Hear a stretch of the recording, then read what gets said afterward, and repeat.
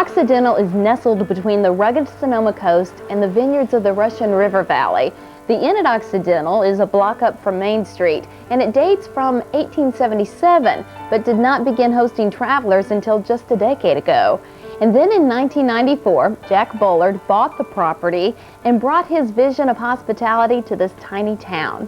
Now, Jack, you call the Inn at Occidental the closest place to far away you'll ever stay. Why do you call it that, and what makes it so memorable? What makes the experience of coming to the Inn at Occidental so memorable is the opportunity that we provide our guests when they escape the very busy, very fast-paced lives. They come here to the inn, they get into this wonderful part of western Sonoma County, a chance in which people can come together, they can communicate, they can talk with one another, they can rest, and they can enjoy many different kinds of activities. I'm a pilot for a major airline, captain on the 767. Spend a lot of time in hotels in various cities.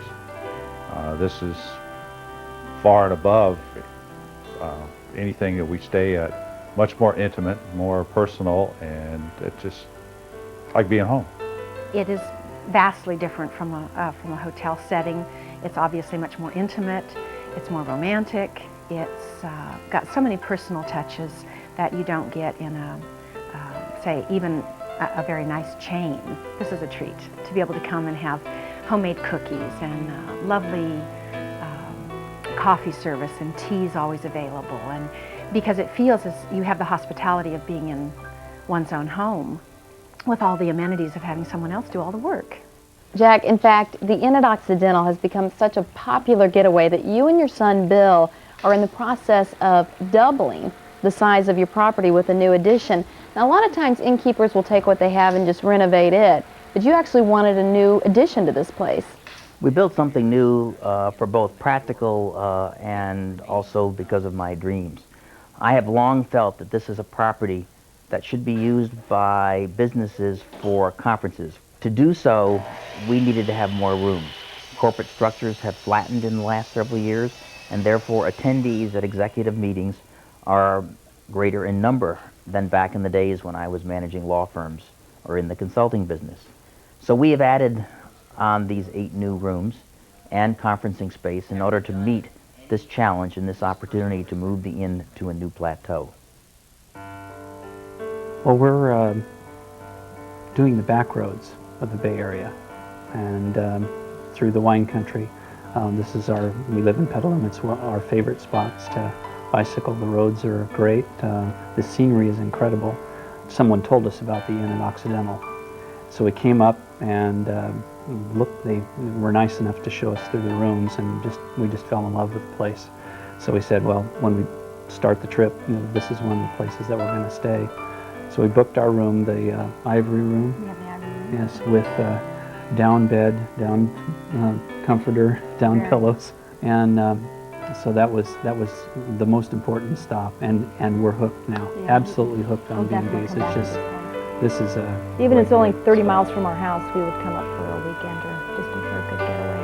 It's very good, and the people have been really nice. They make you feel right at home. Now, your son Bill and daughter-in-law are learning the business from the master, if we could call you that. Well, it's a nice flattering term. I'm not so sure that it's totally accurate. Bill and Jean, my son and daughter-in-law, come into the Inn at Occidental based on having spent many years in the service industry.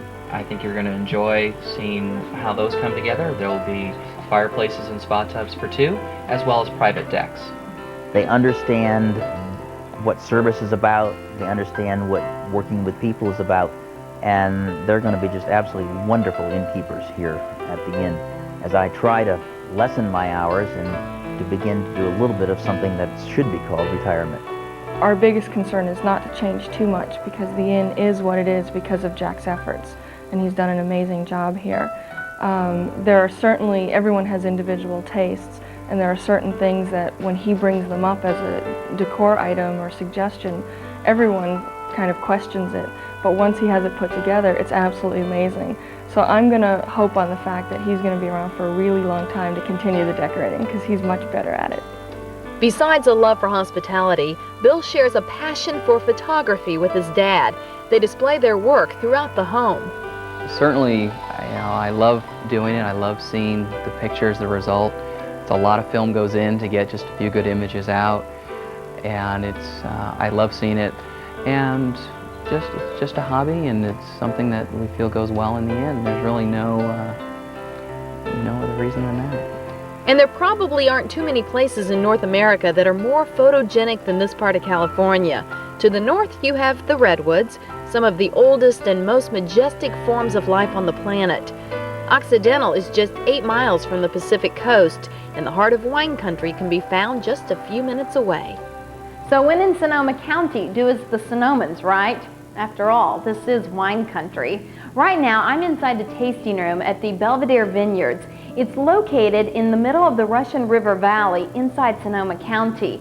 And joining me is English Knowles. English, tell us, what is the special appeal of wine country? Well, I think people come out to the wine country because it's sort of a ultimate fantasy vacation for adults. Visitors get to spend the night surrounded by vineyards, then they get to tour or bike around and taste wine all day, and then top the evening off eating great fresh California cuisine at one of the nice wine country restaurants. Tell me about how many people come through your particular winery every year and about how many bottles of wine you sell. At Belvedere, we get about 26,000 through the tasting room every year to taste wine. The winery itself produces about 50,000 cases of wine per year of 5 or 6 different varietals. Each case has 12 bottles in it, so it's a lot of bottles. Now, English, in the wine business, all grapes are not alike, right? Right. There's white grapes and red grapes, of course, but the grapes that go into making a very special wine depend a lot on where the grapes are grown.